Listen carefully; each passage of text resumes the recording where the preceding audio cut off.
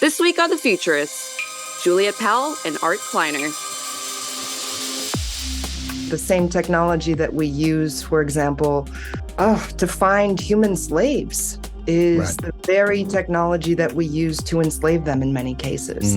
So it's less about the technology and more about us as humans and what we choose to do with it.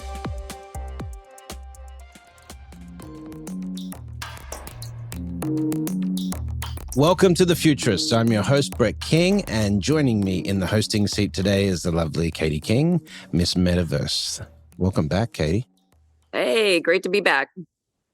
So we're going to get into AI today.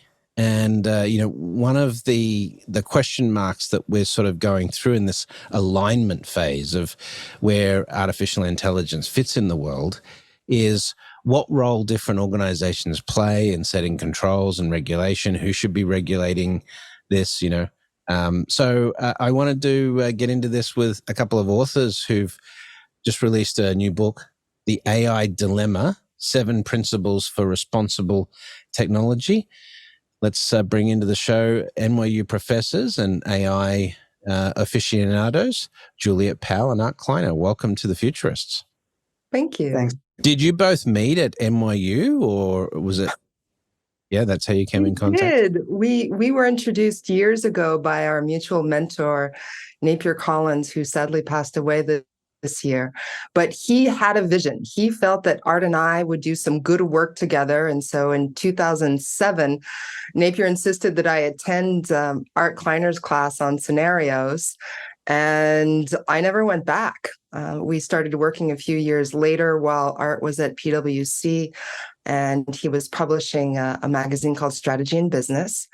And a few years after that, I was finishing my dissertation. Art read it and said, "Aha, you have a book here." And here we are. Oh, very good. Yeah. Nice. And Art, this is not your first book, obviously. You've done The Age of Heretics, Who Really Matters, Privilege and Success. You were also editor of the Strategy in Business. That was an e-magazine, wasn't it? Or was it magazine? It out as a print magazine like the Harvard Business Review. Gradually, people stopped reading paper and started reading online. So now it's... Yeah, I guess because I read it online. That's why I assumed that. But how long have you been at NYU?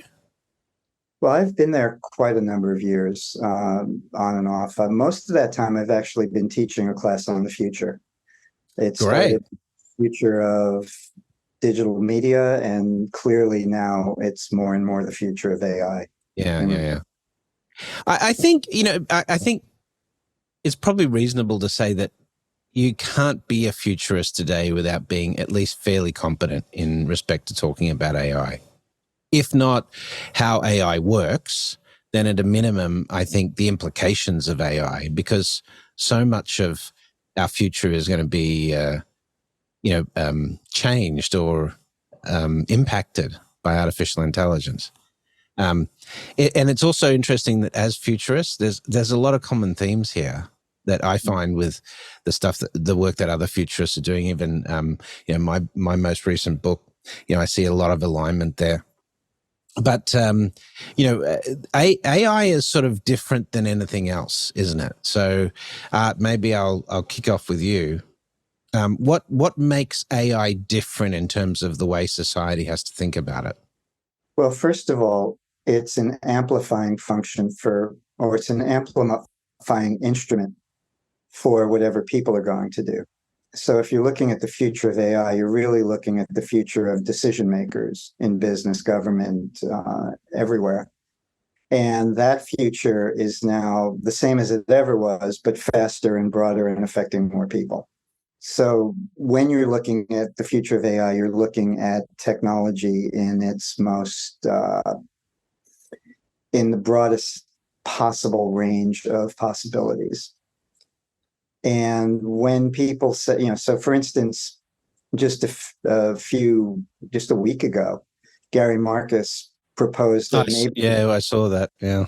Maybe the future of Gen AI is a dud. It doesn't go anywhere. I don't understand, Gary, for someone who's such an AI, a champion, he's awfully negative about AI at the moment, but I know it's not AI thematically necessarily. It's just this sort of current generation and how we're too reliant on it or too accepting of it right now. But he made some good points.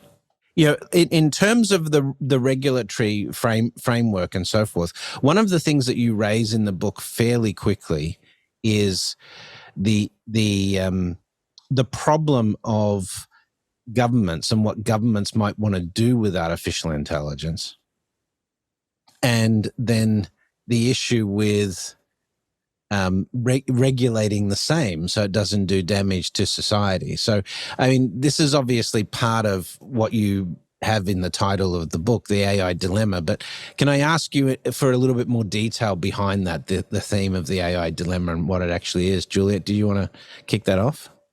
Sure. I mean, I think the AI dilemma was actually explained to us by an 80-year-old woman at a funeral that we met very, very unexpectedly. And she was looking for a distraction, and she asked if she could read the book in advance. And we sent it to her, of course. And she said, I don't know that I'll know anything about it, but I'm very interested and I'm curious. And so she got back to us and she sent this lovely email in which she says, if I understand correctly, the AI dilemma is that in the right hands, the technology can be beneficial to all of us. And in the wrong hands, it could really cause some serious harm. And I think she just nailed it. She nailed it. She said it in such a way that anybody on the planet can actually understand. In fact, it is a great, great technology. It's an inspiring technology, and it's a technology that gives me a great deal of hope. At the same time, the same technology that we use, for example, to find human slaves is the very technology that we use to enslave them in many cases. So it's less about the technology and more about us as humans and what we choose to do with it. I think much of the discussion around the need to regulate artificial intelligence is coming from that fact that, ultimately it depends on whose hands it is and what they aim to do with it. Many of the applications that we hear about are commercial applications that we find on our phone, applications that we on our laptop. If we think about AI and its impact already, it's essentially what underpins our modern society as we know it, at least in G8 countries. And I think that there is a great responsibility that comes with that. Different countries are trying to look at regulation from a very different perspective. So far, the United States has been fairly laissez-faire compared to other places.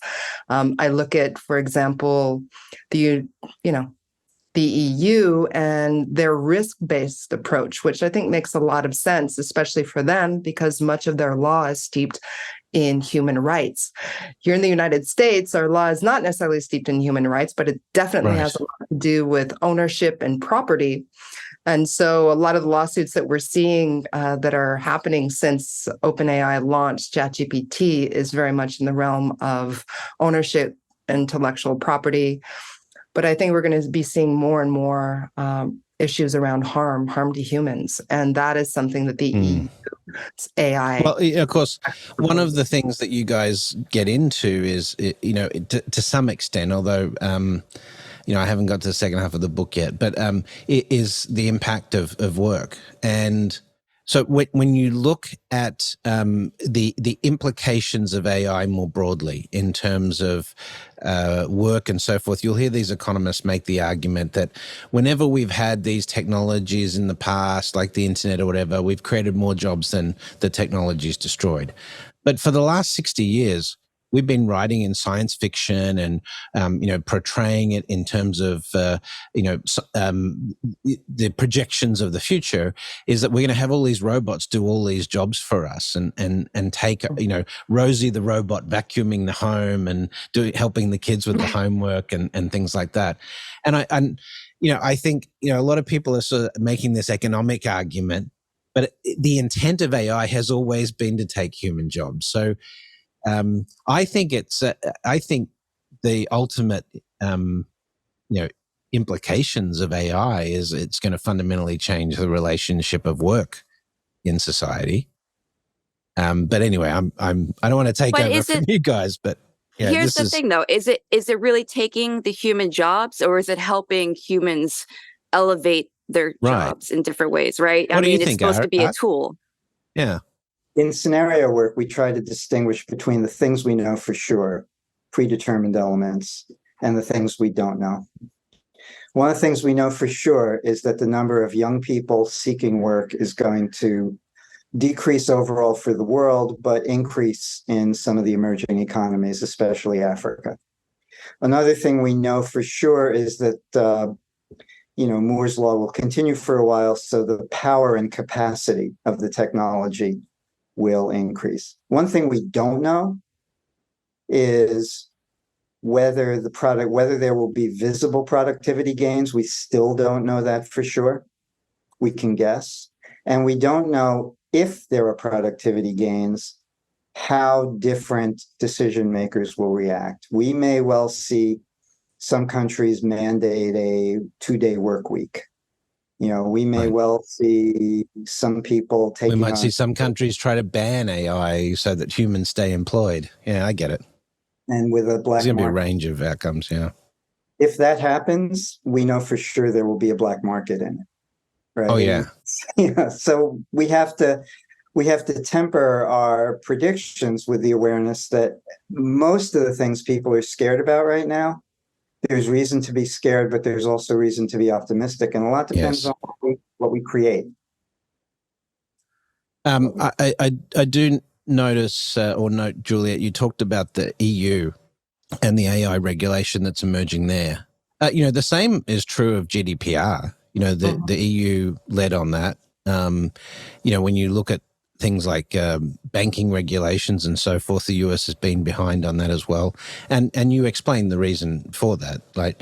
But, in terms of the EU leading this regulatory environment, do you think, I didn't get to this in the book, but do you guys think that there is an aspect of regulation around AI that will need to become, maybe it's the EU standard that extends out, but that in effect we are sort of having to globalize regulation on AI because of the depth of its impact?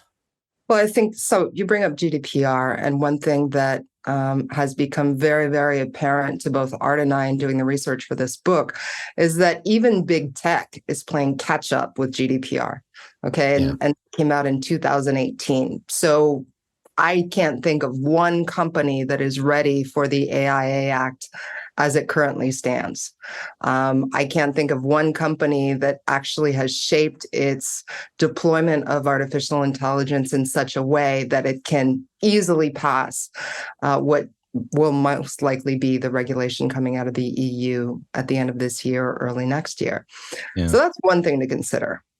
Do we play catch up, and how do we play catch up? I think another thing to consider is the reason why I started looking at regulation in the first place is because so many big tech companies were saying, and are still saying to a certain extent, we are self-regulating. We will self-regulate. And if we're not self-regulating, then we will help the government regulate us, which is often the case when we hear people like the current founder of Facebook, as well as the founder of OpenAI, Sam Altman. They're on tour. They go on tour and they talk about the importance of being regulated and how they can help shape that regulation.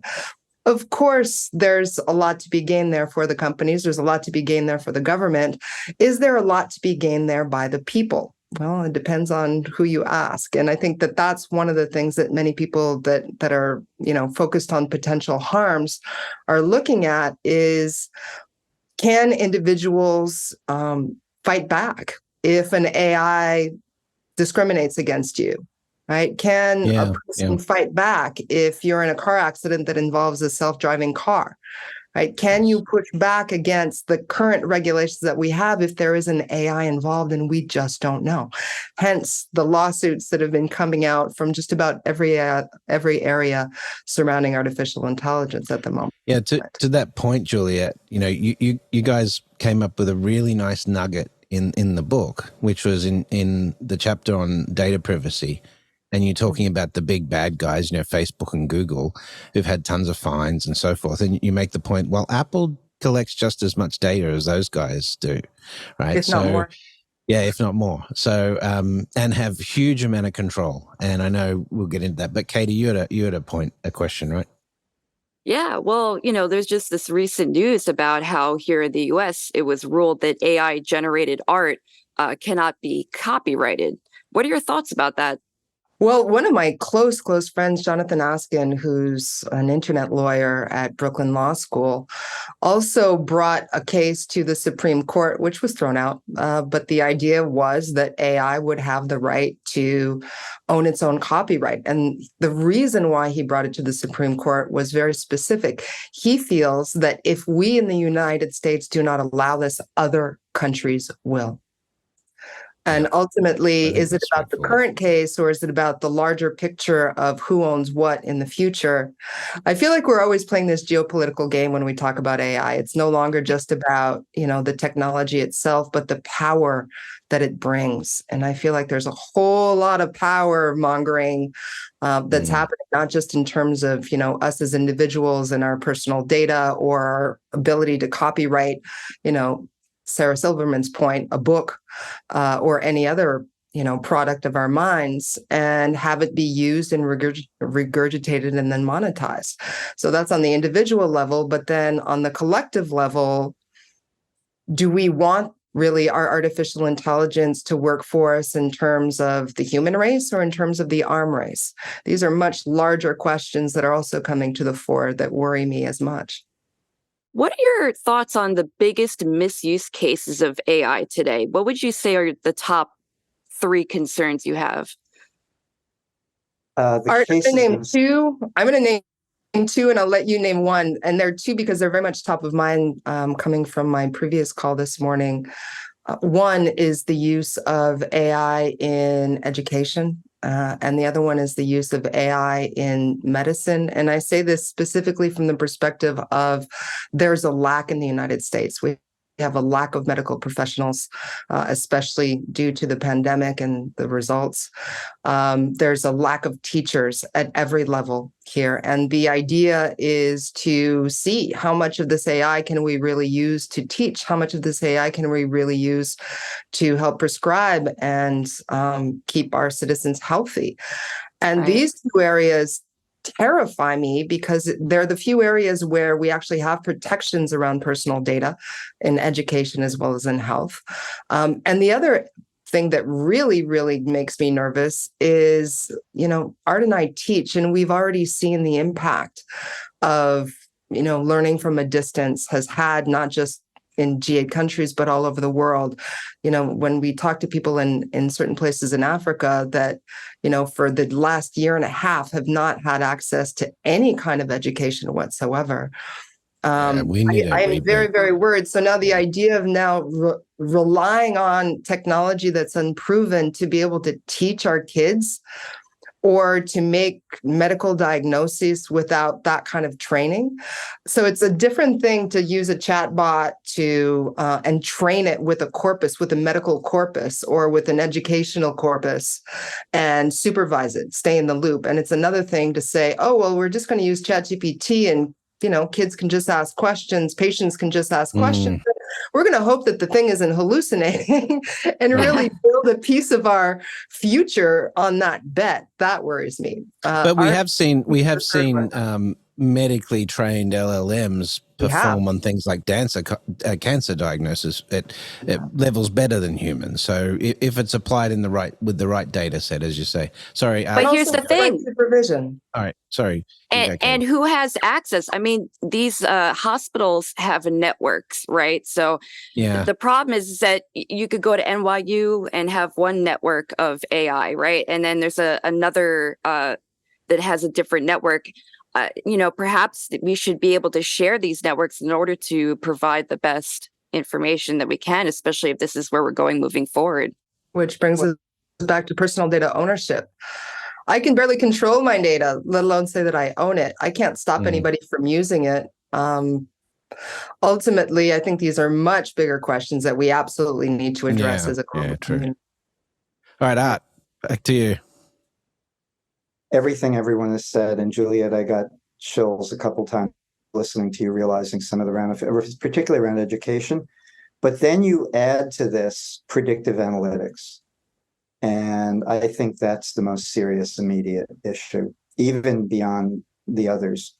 And that's an area where the track record is really bad in many established cases. Education, kids getting tracked into remedial education tracks that they don't belong in because somehow they're tagged with the wrong data, with data that's been misinterpreted by an automated system, and then the human beings rubber stamped it.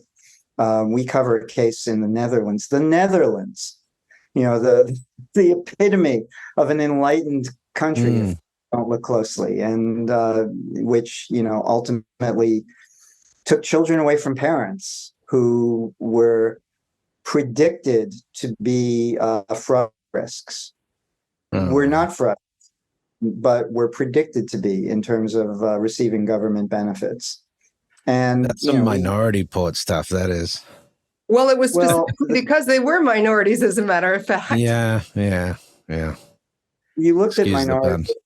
I looked at Minority Report. A friend of ours actually was a science advisor to Minority Report, Peter Schwartz. And when I saw that, which was now more than a decade ago, I thought, these are things that likely would happen, except they won't, because people will be aware of it. They will be, because of movies like this, people, and the science fiction you talked about, people will be aware of it. We talked to physicists about, is it possible that decision makers around nuclear weapons will have put AI in charge without human beings in the loop to oversee it? And the physicists told us, well, yeah, of course they will. Some will, because the deductive nature of the technology, it's the path of least resistance. We're all so busy that we will welcome the chance for an automated system. And also because the weapons need to be, the decisions need to be made so quickly, we don't have time to put human beings in the loop. Well, all I can say to that, Art, is come with me if you want to live. Skynet. No, all right. Now, at this point of the show, we like to have a quick fire round and ask you guys some lightning round questions. So just short answers, but it helps our audience get to know you a bit better. So here is the lightning round. First of all, Art, and then Juliette, when was the first time you heard of the concept of artificial intelligence? Back in the 80s, I was at the Whole Earth Catalog. We wrote about it. Okay. Marvin Minsky on stage at the TED conference, and I was helping to produce TED. Ah, very cool. Yeah, Ted's had some pearlers over the years, some really interesting insights. Ian Bremmer's most recent TED talk is fascinating if you haven't seen it. Okay, Juliette, you can go first on this one. What do you think is the most influential or consequential technology that we've ever invented? The most consequential? Yes, or the most important to human. Fire. So all right, far, that's a good one. I'm going to go with fire. It helps us survive. Cool. Art? Well, then obviously the wheel. The wheel. Okay. Then, Art, I'll ask you this one. Is there a futurist or a researcher or an entrepreneur or a mentor that has had particular influence on your career?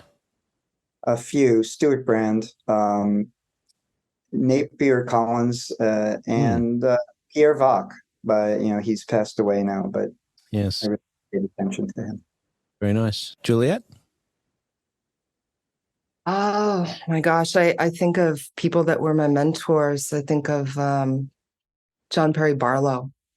In fact, Barlow was the person that really made me think about the idea of futurism, in that he would say, I'm not a futurist, I'm a presentist. I'm somebody who looks at where things are at now and where they will intersect in the future. And so I would say that I'm very much a presentist. Well, we had Jeff Jarvis on last week, and Jeff was like, you have to be a good pastist to be a good futurist. So I think, there's a lot. All right, final question before we go to break. And Juliette, you can go first this time. Is there any science fiction story that you've read that is representative of the sort of future you hope for? The future that I hope for. Hmm. Long live Harry Seldon. Very cool. So yes, Isaac Asimov, for those who aren't familiar. Absolutely, Foundation. The second season on Apple TV right now. Not a promoter. Not A little bit different than the books, though. Yeah, a little bit. Yeah. Art. Kim Stanley Robinson's work. Oh, awesome. The Mars trilogy and the New York one about being flooded. We're on the same page. Yeah, humanity is under incredible pressure, and the human spirit. We Awesome. pull the skin of our teeth. I guess also Thornton Wilder. Fantastic. All right, well, let's take a quick break. You're listening to The Futurists. We'll be right back talking about the AI dilemma with Juliette Powell and Art Kleiner right after this break. Provoke Media is proud to sponsor, produce, and support the Futurist podcast.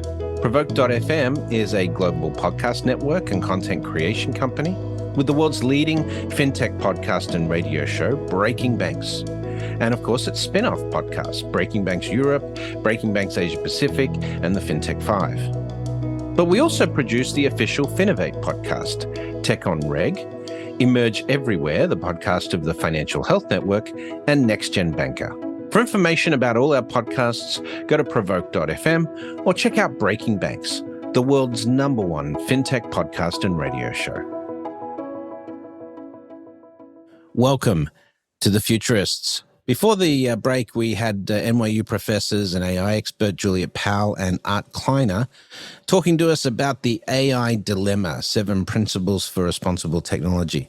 So before the break, Art, we were talking a lot about the potential or the different paths that AI can take in respect to this. But I do want to sort of let's get to the heart of this. There are some challenges here, but overall, you guys seem to be fairly optimistic. Tell me about why that is. Because I think you made a deliberate decision to be quite optimistic about the future of AI. I tend to believe what Anne Frank said, that people are basically good at heart, and I also believe what Ann Herbert, a poet, said. Why haven't this was back in the 80s, and she wrote, why hasn't there been nuclear war yet? Because everybody has that little thing that they want to do tomorrow. And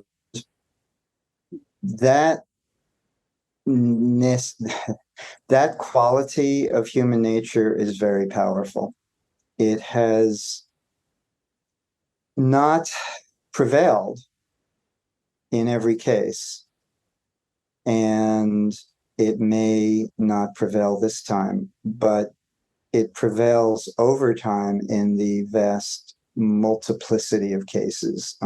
In the book, we talk about loosely coupled systems and tightly coupled systems, and how tightly coupled systems are more vulnerable because there are fewer decision points, and the decision points are held by a tighter group of people.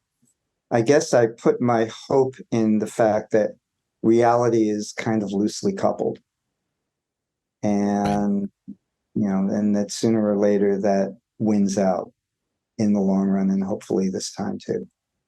I mean, one of the things that you play with as a theme is the potential for control mechanisms, particularly for sort of autocratic styles of government, and the greatest benefit that AI brings us is that we will be able to automate government, and we'll be able to make government small through the use of technology. We'll be able to make healthcare much more cost effective and so forth. I know I'm making the arguments that you guys make in the book as well, but Juliette, when we sort of get into these frameworks, the success of AI requires us to destroy, some of these systems that we have in place. For example, the intermediate players, the middlemen in the healthcare systems, these massive government bureaucracies that could be automated away, like the IRS and so forth. And that, not only does that require a act of Congress in many cases, it also requires some pretty significant political will. So what are your thoughts in terms of how that gets navigated over the next 20 or 30 years? As I said, I think artificial intelligence is the tool that just about everyone is turning to feel the sense that they have more power. And if the powers that be want to reduce government, they will use the technology to do so. If they want to use the technology to have AI supremacy over the rest of the world, then they will use the technology to do that. I don't think that there's just one way of wielding it, but what makes me very optimistic is that because of the nature of the technology, you now have many, many, many, many, many more people that actually have the technology in their own hands that can actually start understanding what the technology does, how it affects your life, how it affects your decisions, much more so than in the abstract way, perhaps, that we learned about it 20, 30 years ago, or even just last year, before the launch of ChatGPT. I think a lot of people were still trying to wrap their head around what AI was, or why should I even care?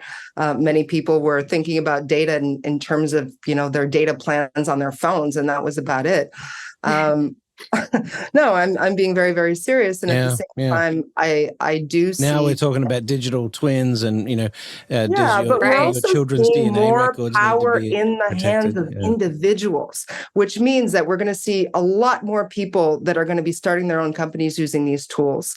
We're going to be seeing a lot more people that are also throwing their hat into the ring to become the politicians that they would like to see. I don't think anybody in the United States right now is very happy with the politicians that we have, just visionaries across the board for the it's quite elections. possible AI will do a better job, right? Well, we're already seeing other countries, candidates, right? AI candidates that are being thrown out as alternative picks or votes. So we were asked recently for somebody who does a religious blog, what do we see with AI? And of course, we did a quick look, very cursory look. And what do we see? All kind of, AI gods, AI Jesus. We've got AI Ganesh, AI Shiva. There's the panoply of anything that you could possibly want. But the power, I think all of these things are distractions, right? The real power is those that actually have access to the technology, who know how to manipulate the technology and they know how to spread that manipulation. And I think that's about to really come into the head with the next political cycle. Yeah, because this is not national infrastructure AI. It's corporate IP right now. It is. Art, you have been teaching on the future, and obviously to do that, you have to start thinking about policy setting. So how do you think AI is going to change the way we approach policy setting? Who do you mean by we, Brett? Well, society as a unit. I don't know. Yes, I understand what you're saying. I mean, but this is the thing. If we're going to automate society, that has to be based on some sort of plan or policy. And, we will have technology, for example, to automate food production systems to give, greater food security to people. But we also have the option not to do that and to try and, keep the current system going to create scarcity and so forth, right? So, when it comes to identifying we in decision-making, it's turtles all the way down. I believe what Tom Wolfe wrote about in The Bonfire of the Vanities. There is no single we group of decision makers. There's lots of people with different interests, and they all clash, and history is written by the impact of their clashing. It's in that context, the we that happens to be the regulators of the European Union have done a remarkable thing, because they've said there are 4 different types of AI. There's minimal risk AI, like spell checkers. There's high risk AI, like self-driving cars. We really need them to operate, but we don't want them to crash into us. There's limited risk AI, which is AI that's great as long as it's acknowledging that it's AI. You know, if you're forming a relationship with someone over the internet and then you're going to meet, you don't want to find out that they're actually a bot. And if so, they would be limited. And then there's unacceptable AI, nuclear weapons control or whatever it may be. And one of the challenges is defining which tools go into which boxes. But the result is, if it's unacceptable, it's banned. If it's high risk, it's audited, just as high risk financial activities are audited. If it's limited risk, there's an honor system until you're caught, probably. And if it's minimal risk, they kind of let it go. And then they establish sandboxes so that innovation, which is always transgressive in some way, has a place to play. That, to me, seems like it will take hold, at least in the short run, because basically the EU is saying anybody who wants to do business in the European Union, regardless of what else you do, wherever else you do, all your activity has to fit this model.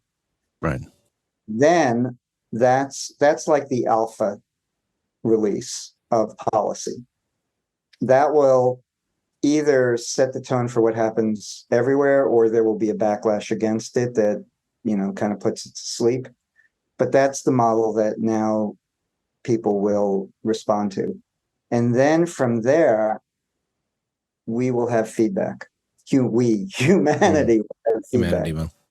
Decision. Well, China's regulatory ecosystem and the EU share quite a bit in common. So there seems to be more consensus than we might think. But their society is focused on the collective good, of course, not necessarily trying to guarantee the individual rights, right, in the same way. Sorry, Katie, you wanted to follow up, right?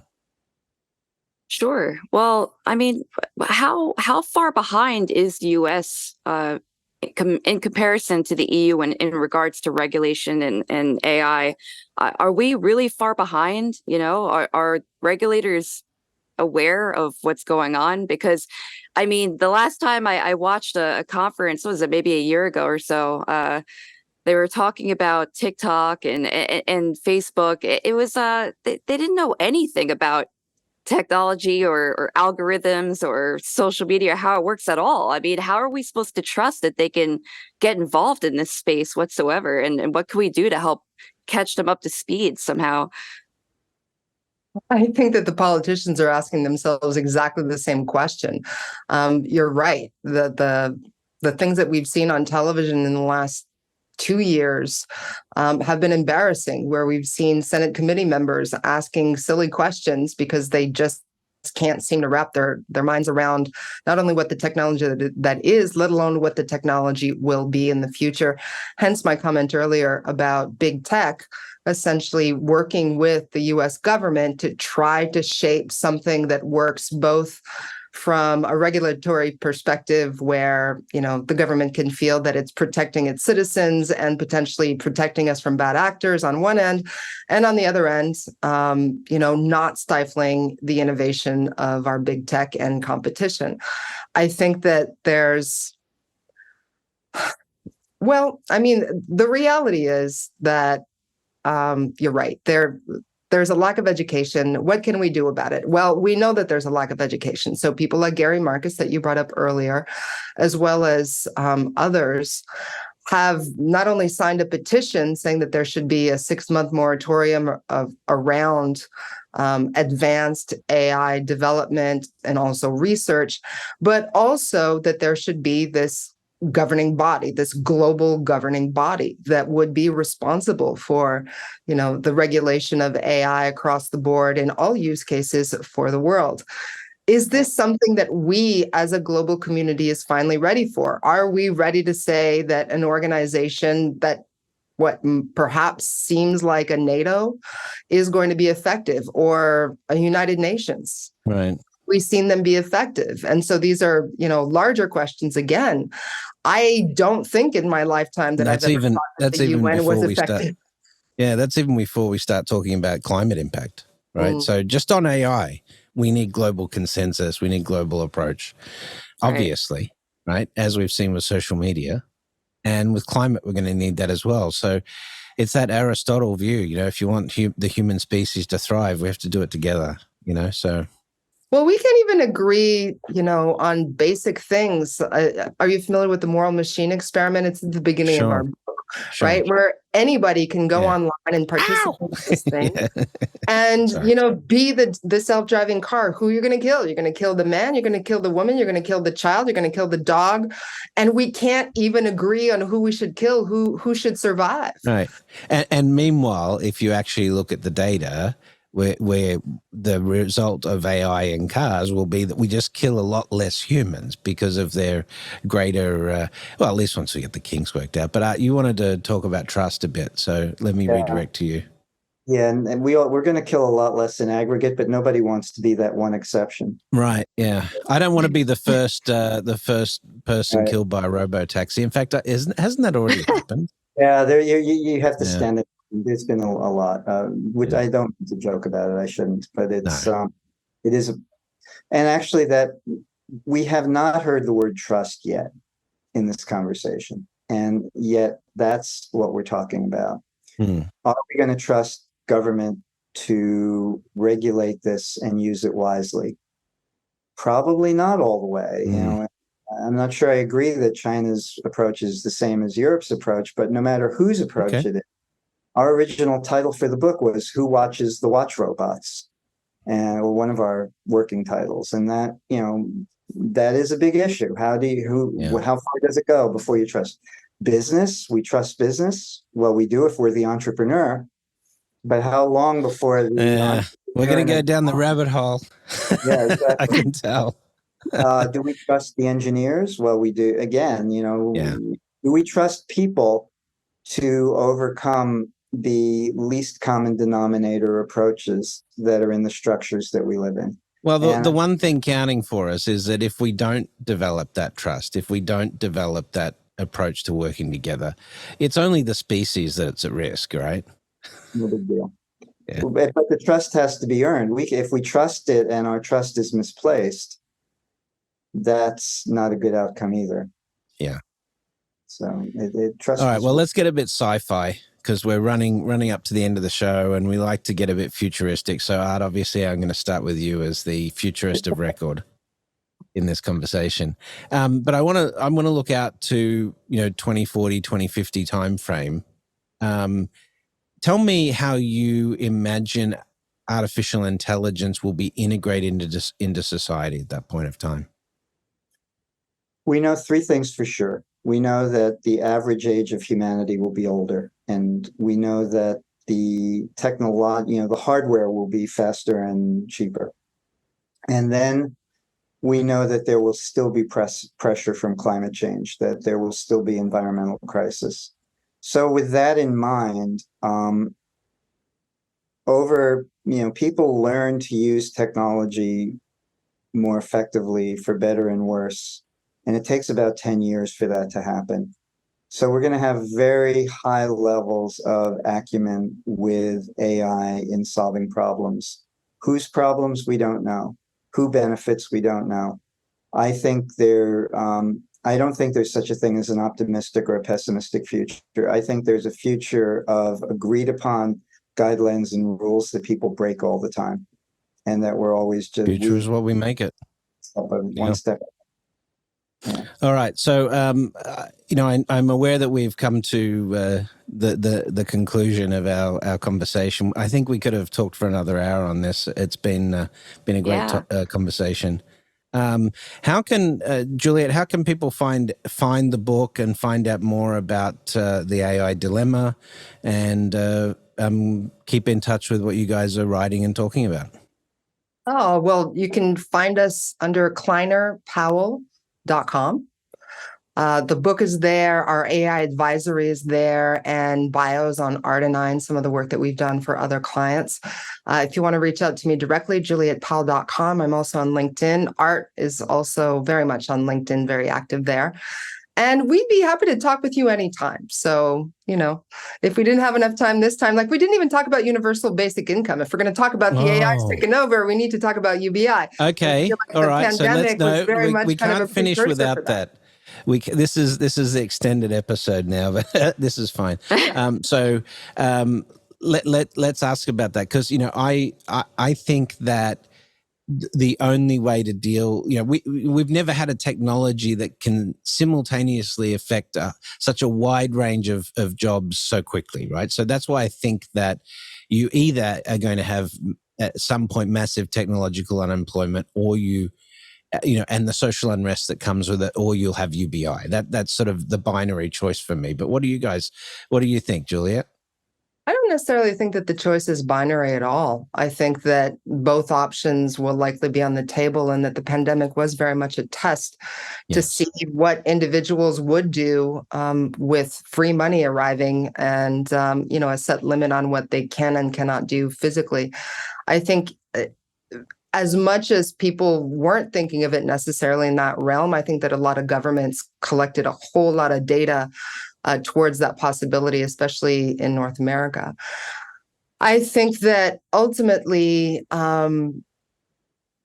if we can get to a place where individuals can own their own personal data, then I feel like we will have much more trusted frameworks where people actually have the ability to weigh in on what their data should be used for. So if we all agree that climate change is an issue and that we want to use our collective data in that way, we can. We have the technology to do that today. But we don't own our data, and therefore it's up to others to make those larger decisions for us. We can cure cancer today. We have enough data to do that. Absolutely. But again, is this a priority? So far, not. We could be on 100% renewable energy by now if we had made that decision, back in the 70s. Yeah. Mm-hmm. Yeah. So I do think that talking about these things much more openly is, at least the first step in making any kind of a change. And it's a change that's needed. I think that there are a lot of asymmetries of power that will change once people start monetizing their own data, or telling large organizations, do you want to monetize mine? Sure. You can negotiate with me and my 100,000 best friends over there, and I'll tell you how much it's going to cost you.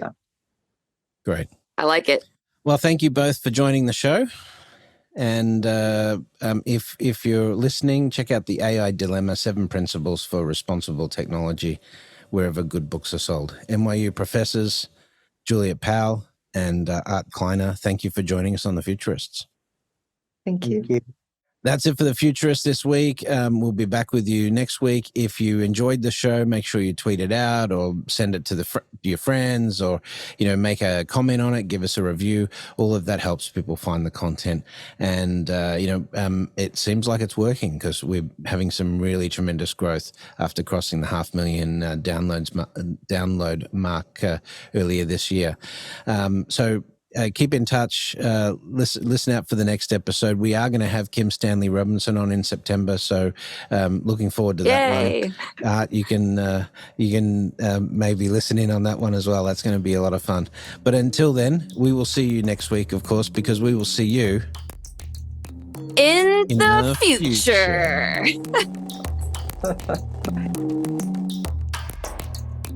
Well, that's it for The Futurists this week. If you like the show, we sure hope you did. Please subscribe and share it with the people in your community. And don't forget to leave us a 5-star review. That really helps other people find the show. And you can ping us anytime on Instagram and Twitter at Futurist Podcast for the folks that you'd like to see on the show, or the questions that you'd like us to ask. Thanks for joining. And as always, we'll see you in the future.